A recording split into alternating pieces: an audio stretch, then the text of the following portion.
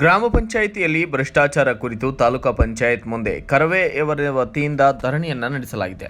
ಇತ್ತೀಚಿನ ದಿನಗಳಲ್ಲಿ ಚಿಕ್ಕೋಡಿ ತಾಲೂಕಿನ ಶಿರಗಾಂವ್ ಗ್ರಾಮ ಪಂಚಾಯಿತಿಯಲ್ಲಿ ಕಳೆದ 5-6 ವರ್ಷಗಳಿಂದ ಗ್ರಾಮದ ಅಭಿವೃದ್ಧಿಗಾಗಿ ನರೇಗಾ ಯೋಜನೆಯಡಿಯಲ್ಲಿ ಕೂಲಿ ಕಾರ್ಮಿಕರಿಗೆ ಕೆಲಸ ಕೊಡುವ ಸಲುವಾಗಿ ಮಾಡಿದ ನರೇಗಾ ಯೋಜನೆಯನ್ನು ಮಷೀನರ್ ಬಳಕೆ ಅಂದರೆ ಜೆಸಿಬಿ ಮೂಲಕ ಉಪಯೋಗ ಮಾಡಿಕೊಂಡು ಕೋಟಿಗಟ್ಟಲೆ ಸರ್ಕಾರದ ಅನುದಾನ ಬಂದರೂ ಬೋಗಸ್ ಜಾಬ್ ಕಾರ್ಡ್ ನಿರ್ಮಿಸಿ ಕೂಲಿ ಕಾರ್ಮಿಕರಿಗೆ ಕೆಲಸ ಕೊಡದೆ ಕೂಲಿ ಕಾರ್ಮಿಕರನ್ನ ಫೋಟೋಗೋಸ್ಕರ ನಿಲ್ಲಿಸಿ ಬೋಗಸ್ ಬಿಲ್ಗಳನ್ನು ಪಾಸ್ ಮಾಡಿಕೊಂಡಿದ್ದಾರೆ. ಇನ್ನೂ ಹಲವು ಕೆಲಸಗಳಲ್ಲಿ ಭ್ರಷ್ಟಾಚಾರ ನಡೆಯುತ್ತಿದೆ ಎಂದು ಕರವೇಯ ಸಂಘಟನೆಯವರು ಮತ್ತು ಗ್ರಾಮಸ್ಥರು ಆರೋಪಿಸಿದ್ದಾರೆ. ಸಂಬಂಧಪಟ್ಟಂತಹ ಅಧಿಕಾರಿಗಳು ಗ್ರಾಮ ಪಂಚಾಯಿತಿಗೆ ಭೇಟಿ ಕೊಟ್ಟು ಈ ಭ್ರಷ್ಟಾಚಾರ ಬಗ್ಗೆ ಅಧಿಕ ಮಾಹಿತಿ ಪಡೆದಾಗ ಅಲ್ಲಿ ಪಂಚಾಯಿತಿ ಸಿಬ್ಬಂದಿಗಳು ಜನರು ಹೇಳಿದ್ದು ಹೀಗೆ: ಸರ್, ಈ ಗ್ರಾಮದಲ್ಲಿ ಒಂದೇ ಸಂಘಟನೆಯಲ್ಲಿ ಇರುವ 2 ಪಾರ್ಟಿಗಳು ಅದರಲ್ಲಿ 2 ಭಾಗವಾದ ಕಾರಣ ಅವರಲ್ಲಿಯೇ ಜಗಳ ಮಾಡಿ ಪಂಚಾಯಿತಿ ಹೆಸರು ಕೆಡಿಸುತ್ತಿದ್ದಾರೆ ಎಂದಿದ್ದಾರೆ.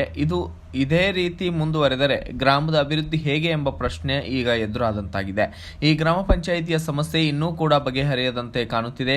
ಮುಂದೇನಾಗಬೇಕಾಗುವುದು ನೋಡಬೇಕಾಗಿದ್ದು. ಇದೇ ವಿಷಯ ಕುರಿತು ಕರ್ನಾಟಕ ರಕ್ಷಣಾ ವೇದಿಕೆಯ ಸಂಘಟನೆಯ ಅಧ್ಯಕ್ಷರು, ಸಮಾಜ ಸೇವಕರು ಧರಣಿಯಲ್ಲಿ ಮಾತನಾಡಿದ್ದಾರೆ. ಕೇಳೋಣ ಬನ್ನಿ.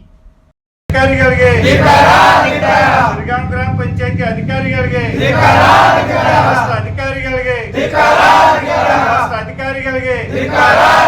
ಗ್ರಾಮ ಪಂಚಾಯತಿ ಮತ್ತು ಅಧ್ಯಕ್ಷರು ಮತ್ತು ಸದಸ್ಯರಿಗೆ ಬೇಕೇ ಬೇಕು, ಬೇಕೇ ಬೇಕು, ಬೇಕೇ ಬೇಕು. ಭ್ರಷ್ಟ ಅಧಿಕಾರಿಗಳಿಗೆ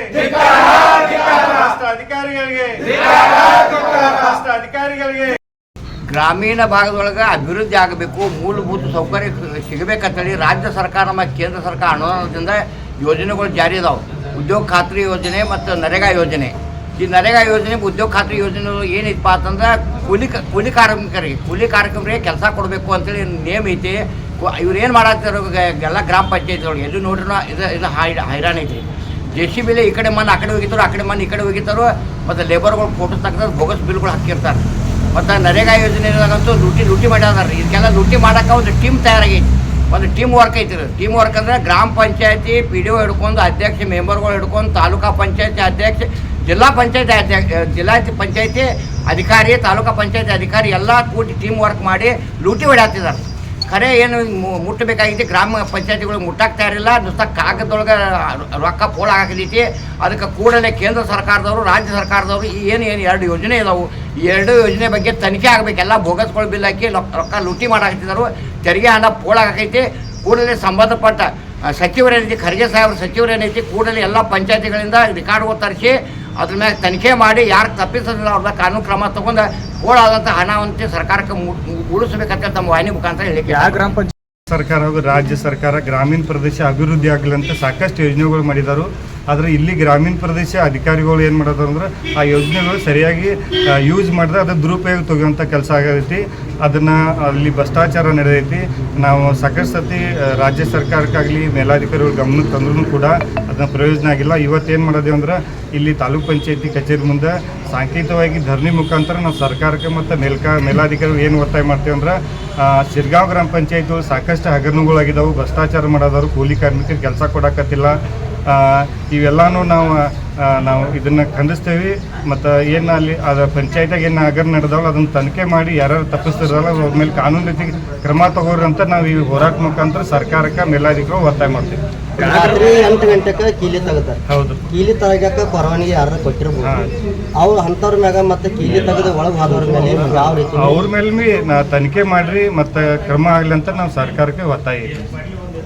ಈಗಾಗಲೇ ಅದು ಶಿರಗಾಂವ್ ಪಂಚಾಯತಿಗೆ ಬಹಳಷ್ಟು ಹೋರಾಟ ಆಗಿದಾವೆ. ಬಹಳಷ್ಟು ಅಲ್ಲಿ ಹೌದು, ನಾವು ಸಾಕಷ್ಟು ಸತಿ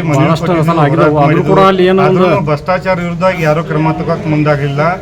ಅದಕ್ಕಾಗಿ ನಾವು ಇವತ್ತು ಧರಣಿ ಕೂತಿದ್ದೀವಿ. ಇನ್ನಾದ್ರೂ ಸರ್ಕಾರ ಆಗಲಿ ಮೇಲಾಧಿಕಾರಿಗಳು ಅಲ್ಲಿ ತನಿಖೆ ಮಾಡಿ ಯಾರು ತಪ್ಪು ಮಾಡಿದಾರೆ ಅವ್ರ ಮೇಲೆ ಕಾನೂನು ಕ್ರಮ ತಗೋರಂತ ನಾವು ಈ ಧರಣಿ ಮುಖಾಂತರ ಒತ್ತಾಯ ಐತ್ರಿ ಸರ್.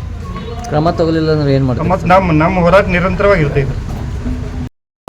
ಅನಿಲ್ ನವೆ ಅವರು ಶಿರಗಾಂವ್ ಗ್ರಾಮದಲ್ಲಿ ಭ್ರಷ್ಟಾಚಾರ, ನರೇಗಾ ಯೋಜನೆಯಲ್ಲಿ ಭ್ರಷ್ಟಾಚಾರ ಭಾಳ ಅತಿ ಆಗ್ತಾ ಇದ್ದರಿಂದ ಮೇಲಿನ ಅಧಿಕಾರಿಗಳಿಗೆ ತಿಳಿಸಿದ್ರು ಕೂಡ ಈ ಅಧಿಕಾರಿಗಳು ಆ ಪಿ ಡಿ ಒ ಸಾಹೇಬ್ರಿಗೆ ಆಗಲಿ ಇಂಜಿನಿಯರ್ ಸಾಹೇಬ್ರಿಗೆ ಆಗಲಿ ಇವ್ರಿಗೆ ಮೇಲಿನ ದರ್ಜೆದವ್ರಿಗೆ ಆಗಲಿ ಇವರಿಗೆ ಯಾವುದೇ ಇದನ್ನ ಕೊಡ್ತಾ ಇಲ್ಲ ಆಸ್ಪತ್ರೆ ಕೊಡ್ತಾ ಇಲ್ಲ.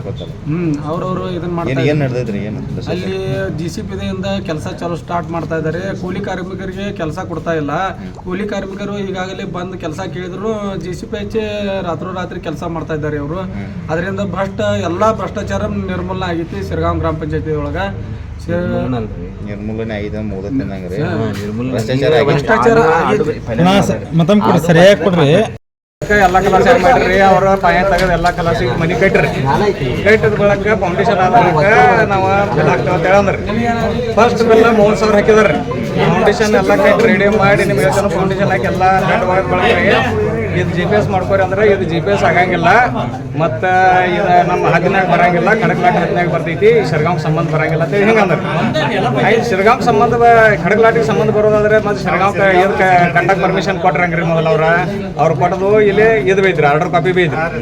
ಮುಂದ್ರಿ ಹಿಂದಿನ ಏನಂತಾರೆ ಖಡಕ್ಲಾಟ ಸರ್ವೆ ನಂಬರ್ಗೆ ಬರ್ತೈತಿ, ಅದು ಆ ಕಡೆ ನಮ್ಮ GPS ಆಗಂಗಿಲ್ಲ ಅಂತೇಳಿ ಅಂದ್ಬಿಟ್ಟಿಗೆ ರೀ. ಅವ್ರ ಮೇಡಮ್ಗಳು ಇದ್ದವ್ರ ನಿಮ್ಗೆ ಹೇಳ್ತಾರೆ ಬಡ್ಡಿಲಿ 10 ಲಕ್ಷ ರೂಪಾಯಿ ಸಾಲ ತೆಗೆದು ಮನೆ ಕಟ್ಕೊಂಡ್ರಿ ಅವ್ರು. ಅದನ್ನ ರೀ. ಮತ್ತು ಇವ್ರು 30,000 ಬಿಲ್ ಅನ್ನು ಹಾಕಿದಾರಲ್ಲ, ಅದಕ್ಕೆ 11% ಬಡ್ಡಿ ಕೊಡ್ಬೇಕಂತ ಹೇಳಿ ಪಂಚಾಯತಿ ಕಡೆ ನೋಟಿಸ್ಗಳು ಬಿಟ್ಟದು. ನೋಟಿಸ್ಗಳು ಸಕಟ್ ನಮ್ಮ ಮನೆ ಅದಾವ್ರಿ, ಇಲ್ಲಿ ಅದಾವ್ರಿ. ಎಷ್ಟಾಗಿ ನಿಂತೈತ್ರಿ. ಅದು ಖಡಕ್ಲಾಟದಾಗ ಎಲ್ಲ ಬಿಲ್ಗಳು ಹಾಕದಾವ್. ಕೃಷಿಂಡದ ಬಿಲ್ ಹಾಕದಾವ್ರಿ, ದನದ ಗೊಟ್ಟಿಗೆ ಬಿಲ್ ಹಾಕದಾವ, ಆಡುಗಳ ಶೆಡ್ಡಿನ ಬಿಲ್ ಹಾಕದಾವ, ಮತ್ತು ಹಾದೇದ ಬಿಲ್ ಹಾಕೈತಿ. ಮತ್ತು ಮನೆಯದ ಹೆಂಗೆ ಬಿಲ್ ಆಗಂಗಿಲ್ಲ ರೀ, ಮೊದಲು ಕೊಟ್ರೆ ಹೆಂಗ್ರ ಅಂತ ಇವ್ರು ಕಟ್ಟಕ್ಕೆ ಪರ್ಮಿಷನ್.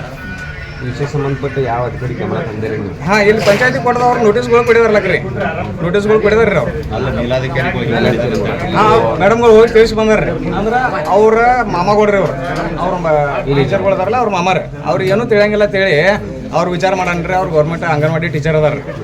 ಮತ್ತು ಈಗ ಎಲ್ಲ ಕಲಸ್ ಹಿಂಗೆ ಮಾಡ್ಕೊಂಡ್ರಿ. ಈಗ 10 ಲಕ್ಷ ಸಾಲ ಮಾಡಿ ಅವ್ರು ಮನೆ ಕಟ್ತಾರ್ರಿ. ಈಗ ಅವ್ರ ಪಂಚಾಯತಿ ಅವ್ರು ಏನು ಬಿಲ್ ಫಸ್ಟ್ ಬಿಲ್ ಕೊಡ್ಯಾರ ನೋಡ್ರಿ, ಅದಕ್ಕೆ 11% ಬಡ್ಡಿ ಕೊಡ್ಬೇಕಂತೇಳಿ ಅವ್ರಿಗೆ ನೋಟಿಸ್ಗಳು ಕೊಡಾಕದಾರ. ಎಷ್ಟಿರುತ್ತೆ ಅಮೌಂಟ್ ಇದು ಮನಿ? ಅದು 1.5 ಲಕ್ಷದ ನಾನು ಹಾಕಿದಾರೆ. 30,000 ಫಸ್ಟ್ ಬಿಲ್ ಹಾಕಿದಾರೆ. ಆಯ್ತು, ನಿಮ್ಮ ಹೆಸರು? Arman Hasan Syed. Bureau report Raju Munde, BV5 news Kannada, Chikkodi.